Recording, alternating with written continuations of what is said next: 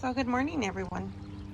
Well, you probably are not going to watch this in the morning, but whenever you do watch it, please know that here it was morning, and I wanted to go ahead and share with you guys the beautiful status of these aloes. Look at these. Since they went in the ground a few weeks ago, they have just been thriving. We have had rain a couple of times here in Southern California. Excuse my little windmill thing, but I'm trying to protect that area. So I put that as a deterrent there. But look at this starry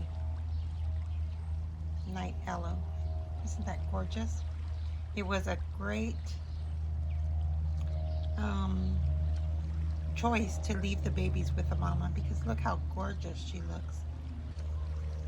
I have removed some babies before and they do great on their own also, but you do need to wait till they're a little bit older. The babies from the coral mama are doing great. A little bit misformed or misshapen, but that's because they were folded under her, but they'll bounce back. Everything else seems to be doing great. They really enjoyed the rain. Look at that gorgeous coral aloe mama. And she has no roots.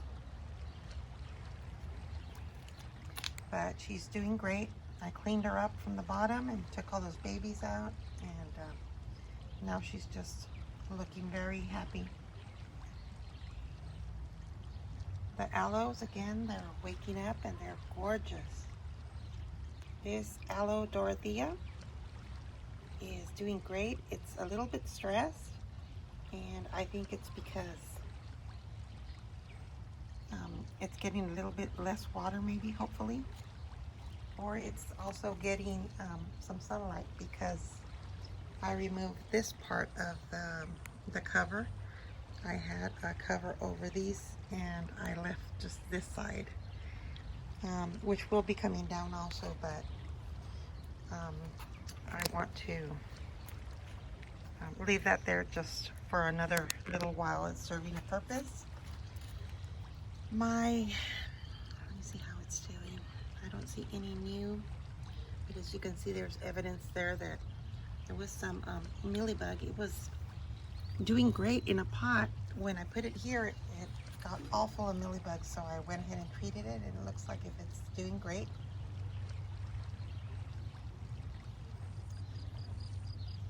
These echeverias, they don't look fantastic, but they don't. This one is concerning me a bit. This one here, I don't know if I'm gonna lose her, but I'm not sure if she, I think she might be getting too much water there. Not sure. I'm gonna have to investigate, take her out, but as you can see, the leaves are here. They are starting to just swarm the garden. Hi, Agatha. Yes. Hi. Hi, sweet girl. And she's headbutting me. These aloes get a little bit more sun. And these coral babies that were in the pot, look at that. Gorgeous. This is the first batch of babies. Well, actually it's the second batch of babies that coral mama has had. And they are all grown up. And I don't know if you can tell, I think one of them already has babies too, because there's a tiny one in there.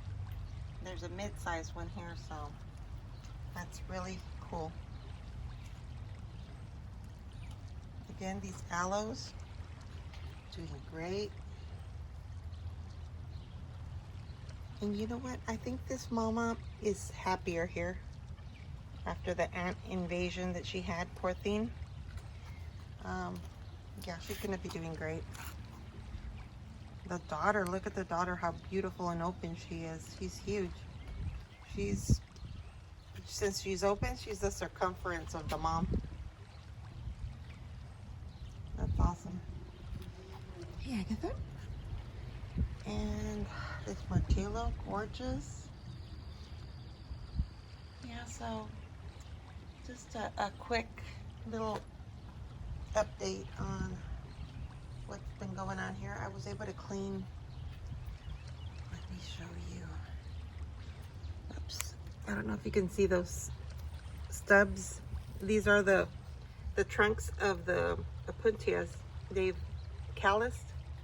I left them in there because I have to dig them out with a shovel, and that's gonna be for another day. And this Marcello, looking beautiful. Oh my goodness, I thought I was gonna lose this Aeonium, but it's doing great. It really loved this area. It was turning yellow, which I think it was just not only dormant, but also it was lacking water, I think. So that's the difference between life and death between these plants. If they don't look good in the ground, take them out and yeah, put them somewhere where you can monitor them. Look at the copper spoons. Those are just the cuttings, and they're in dirt. Those take a while too. Oops, I can see a pad is broken there. These are the ones that I'm going to be rooting. But I have to do a lot of movement in this area. And this is my hospital here. And as you can see, I have several aloes that are going to be going to the other area. I still have red ruffled echeverrias. These are babies, and they were never, I don't know, they were malformed and they didn't look too cool, but they're alive. And I can see, I don't know, let me see if you can see in there, there's like a new little leaflet coming out, which makes me very happy. But yeah, in this area, there's some that are gonna make it, some that are not gonna make it. But the Cameronias look a lot happier. These, I thought I was gonna lose them, but they're looking a lot better here. And I'm gonna be able to pot them in the ground pretty soon, or just plant them in the ground. And here you see, look at this severe. It's like if the millibug or attacks the babies that are coming out on these. I don't know. Poor thing. I'm gonna treat those up, pot them all in one pot, and then put them somewhere where I can monitor them. I really don't want them in the general population. Okay, but yeah, the garden is looking great. Super relaxing. My topiaries are on their way. See, we had the gardeners from the other side trim the hedge, and this is what happens. Look, I don't know if you can see. Well, I don't know if you can see, but all these little cuttings fall onto this side, and oh well, it's just part. Agatha, hi. You learned how to get on the swing, huh? Okay. The olive seems to be doing great. It really loved the rain, and it looks so gorgeous in this little pot. Yeah, I have 4 topiary-ish plants. Here's another one. And this is kind of like a boxwood. Yeah, but other than that, I just wanted to show you. Oh, wait. Oh. Let me show you.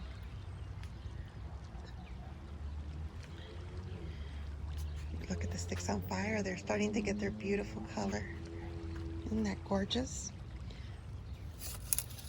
This was one I planted this year in this area. I took it off of another sticks on fire and placed it in the ground, and look how gorgeous. Now the key to these, it's very hard to root the ones that are straggly at the bottom. You want a good stalk if you're planning to make sure that it has a thick, straight stem.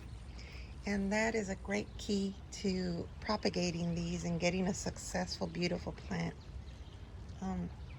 For example, if I was to reset this one in the future, which is probably going to happen, as you can see, there's a couple, there's like this bottom weaker stem, which probably could become a successful plant. But I think there's one here like a V shape. Those two are great. I would be able to cut those up and pot them and make two beautiful plants out of them. I have a mess on this side because I'm going to be setting up a grow light that my daughter gifted me, and I've never grown anything with it, but she's been able to propagate succulents and also do her starters for her veggies. So I went ahead and made an extravagant, awesome little greenhouse type-ish container for my grow light. So I'll show you that in another video later on, but yeah, that's what I'm up to now. But here, look at the coral aloe babies. Definitely these just loved it here, and they love being away from the mom. They just took off. None of them look like if they're suffering or not gonna make it. All these are gonna make it. Some are a little malformed, as you can see by that one there,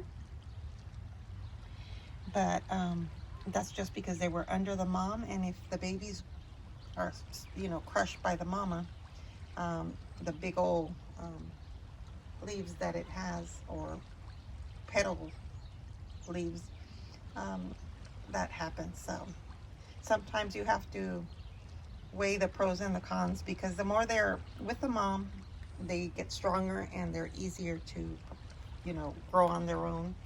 But also if they're too crowded, they might become malformed. But like that one, those bottom leaves are gonna fall off, and then you get the little crown inside, and that one is gonna come out looking just great. But look at this baby, tiny, right? Okay, so here I really have to clean my fountain. I wanted to show you the mom, but I wanted to show you another example of the sticks on fire here. And I have several sticks on fire over there in that area that are doing great, that were planted last year. But this is the one that is the oldest here. And see, this one has a stalk. This stalk here is getting a bit heavy on this side, and that one can be cut. That one would make a great plant. And this one here would make a great plant. You would cut it off like about here. And remember, these plants have that sap that is toxic. So have a pail of water and stick them in there right away so they can stop hemorrhaging, and you don't get any of that sap anywhere where you have pets or kids or on your skin. And if you do, just wash it right away. I have here my eucalyptus that is ready to be cut. So today is I'm gonna let it go until the weekend, and then I'm gonna go ahead and cut off the top here and preserve all those eucalyptus for Christmas, for the holidays. So that's gonna be awesome. I still have a lot of revamping to do in that area. My sansevierias are doing great, and I have a lot of little cacti that I'm gonna be rehoming, because I really don't need I don't want the little cacti anymore that I have on in that area. I'm not taking care of them, and they're not giving me joy. So I'm gonna send them to another home where they'll be loved and enjoyed. And yeah, and I'm gonna just continue with my situation here that I have, which is so beautiful. Today it's been so crisp. The weather is perfect. I mean, I have a light sweater on, and it's just gorgeous. You can tell everything is happy. This lemon, I should have rehomed it. Well, I think it's still time, but it's got a lot of babies. I have to cut that stalk off.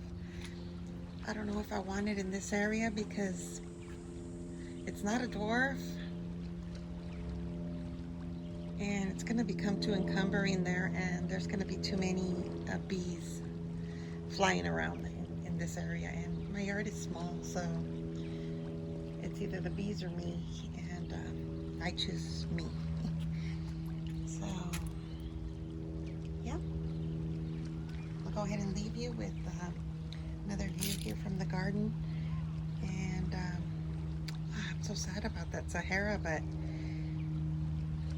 we'll investigate what's going on with it, and I'll make it a little mini video so that you could see when I do take it out of the ground.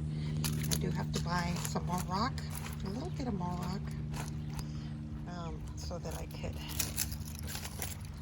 cover all the areas that have dirt, that you could see the dirt. It deters the kitties from using my garden as an area to poo.